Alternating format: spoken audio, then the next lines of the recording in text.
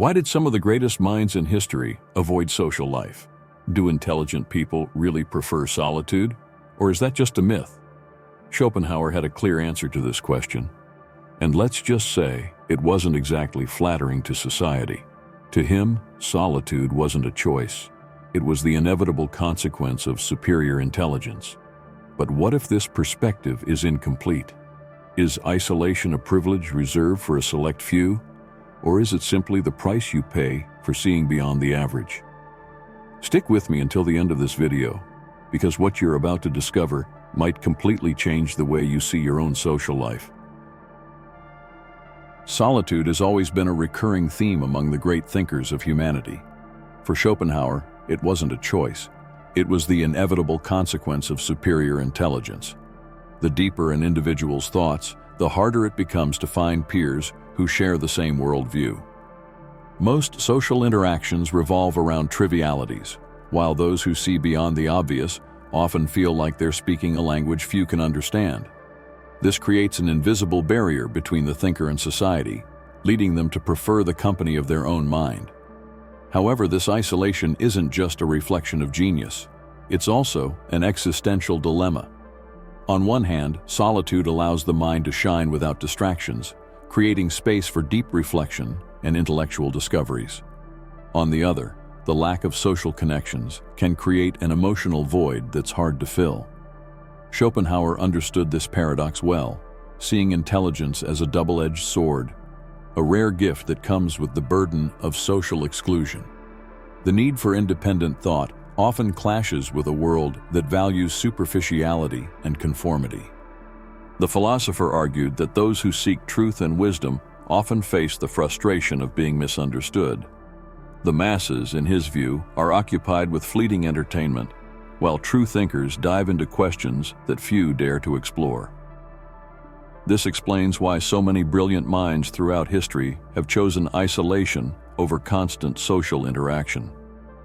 But is this solitude truly a curse? Or could it actually be a privilege reserved for those who challenge conventional thought?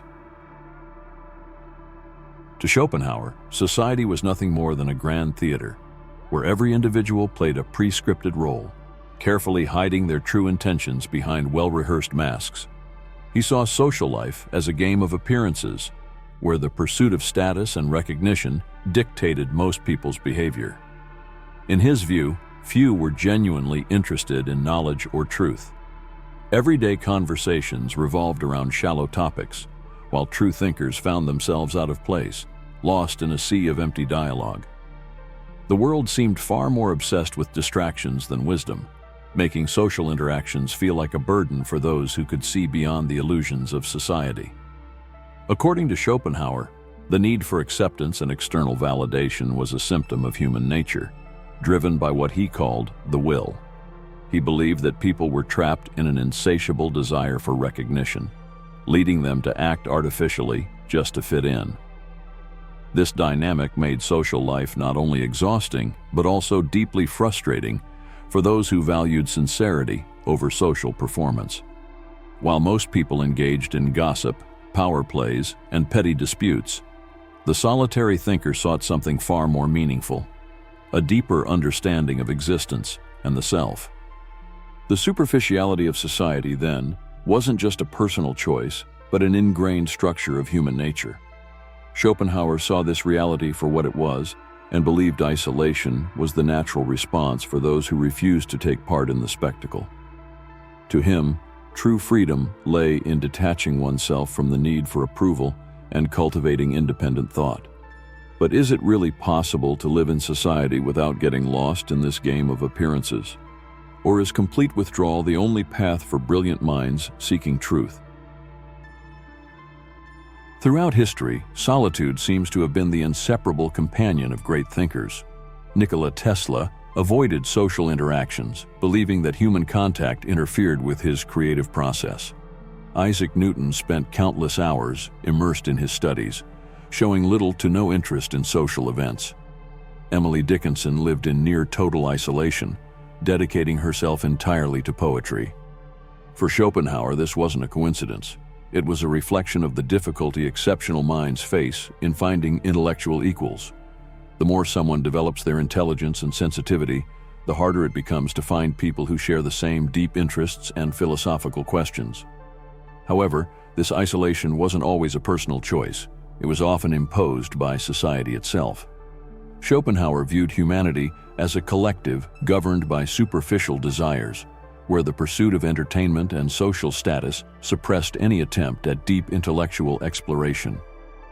He believed that mediocrity often looked upon genius with suspicion, seeing it as a threat to the comfortable equilibrium of ignorance.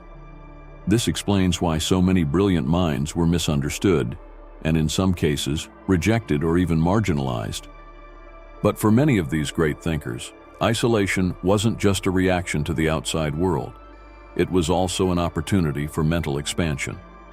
In solitude, their ideas could flourish without external interference.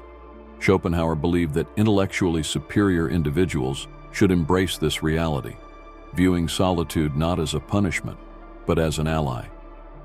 However, this withdrawal from society comes at a cost. Living on the fringes can lead to alienation and emotional detachment.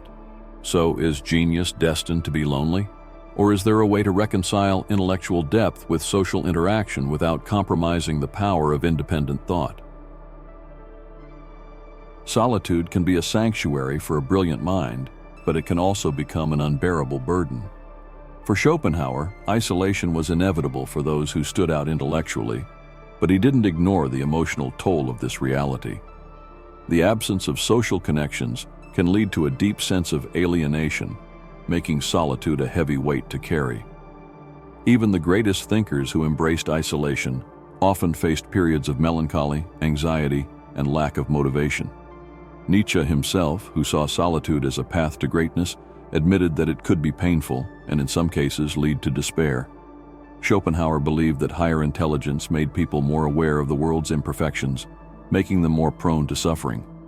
The more a brilliant mind understands reality, the heavier the burden becomes. An expanded awareness of human fragility and the limitations of existence can create a deep sense of disillusionment, making it harder to experience happiness. It's no coincidence that many intellectuals throughout history struggled with depression, feeling out of place in a world that didn't share their perspective. Solitude, therefore, wasn't just a natural consequence of intelligence. It was also a psychological challenge that required balance to withstand. But the big question remains: is solitude a price that must be paid, or can it be turned into an advantage? Schopenhauer suggested that while solitude was unavoidable for the intellectually superior, it didn't have to be seen as a punishment. Instead, he viewed isolation as an opportunity for introspection and personal growth, as long as it was managed wisely. But how far can solitude be beneficial before it becomes destructive? Is there a limit between intellectual freedom and emotional isolation? If solitude is an inevitable consequence of intelligence, how can a thinker coexist with society without being consumed by its superficiality? Schopenhauer believed the answer lay in philosophical detachment. Instead of fighting mediocrity or trying to change those around him, he advocated for a more strategic approach, observing the world as a spectator without becoming emotionally involved. This concept closely aligns with Stoic philosophy, which teaches the importance of accepting what cannot be controlled and maintaining inner peace even in the midst of chaos. For Schopenhauer, the key wasn't to completely escape social life, but rather to engage with it in a calculated way.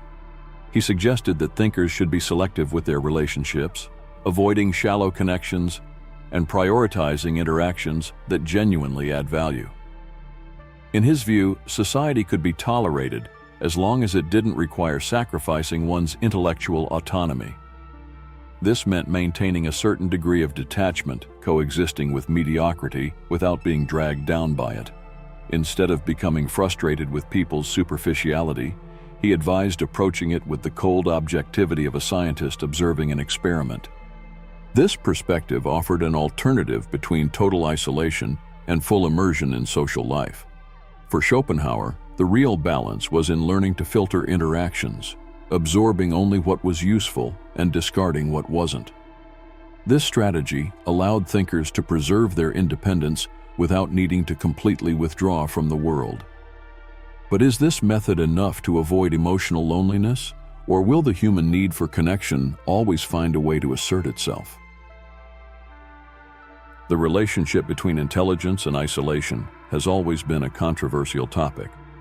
For Schopenhauer, solitude wasn't just a consequence of genius, it was a necessary condition for a thinker to fully develop their potential. In silence, the mind strengthens, ideas take shape, and intellectual freedom expands. However, withdrawing from society comes at a cost. Humans by nature seek belonging, and prolonged solitude can lead to existential anguish. The dilemma remains: is isolation a blessing or an inevitable burden for those who see beyond the ordinary? The answer may depend on how each person perceives their own solitude. For some, being alone means freedom to create, reflect, and dive deep into knowledge. For others, it means carrying the weight of a lonely existence, lacking meaningful connections. Schopenhauer believed the key was acceptance. Instead of fighting isolation or resenting it, a thinker should learn to embrace it as a tool for growth. In a world where superficiality dominates, perhaps solitude isn't a punishment, but rather a sanctuary for those who refuse to be lost in the illusion of social life. And now, I want to hear your thoughts. Do you believe solitude is a privilege for brilliant minds or an unavoidable burden? In today's hyper-connected world, does it still make sense to withdraw from society to preserve intellectual freedom? Or is there a way to balance introspection and social connection? Drop a comment below. Your opinion is essential to this discussion. If this video made you think, don't forget to hit the like button. It helps YouTube recognize that this content is valuable and share it with more people who might need to hear this message. Turn on the notification bell so you don't miss the next videos, and if you haven't yet, subscribe now to continue this journey of self-discovery and reflection.